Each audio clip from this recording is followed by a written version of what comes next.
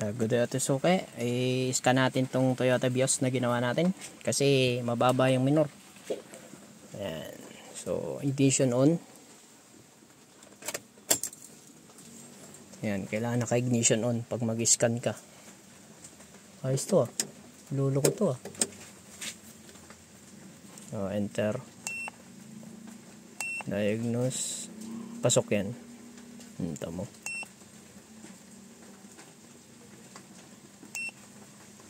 Read fault code. Wala namang code. Walang pending code. Pero kahit walang pending code, magbura tayo para ma-reset.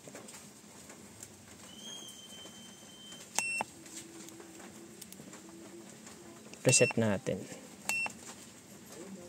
Yan.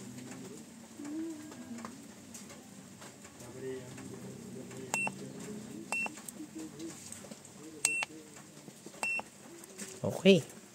Mission off. Tapos bunot. Bunutin mo yung connector. Ayan, subukan natin i-start ngayon. Ayan. Then, start ko ha!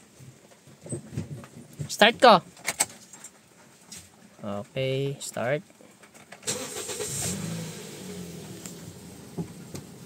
Oh, di ba? Tingnan mo, ang galing oh. Oh. Mag-back to normal na yung minor niya. Di ba?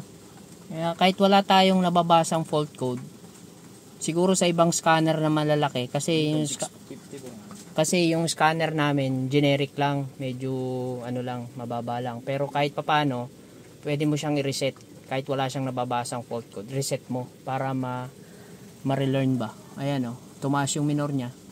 Kanina kasi halos mamamatayan. Kahit tinatakbo ko na, ganun pa rin, ayaw pa rin talagang mag-normal yung idle niya. So ganito, pag lalo na pag magki-clean ano kami, throttle body, ganyan, kailangan mo talagang i-reset kahit walang fault code, reset mo para mag-normal yung idle niya. Yan, kahit aircon ko yan. So, ayan, hindi na siya nagda-drop.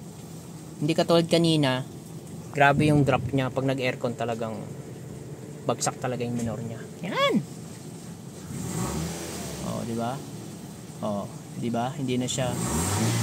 Ganun ang gagawin natin, Del.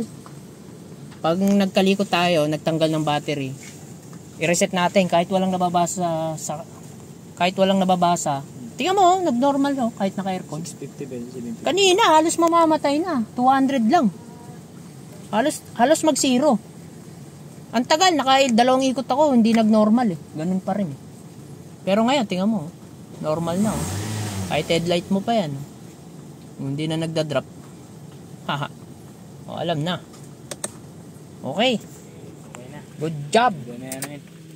Pwede na. Pwede na ibinta. Okay lang po, Suke. Good day.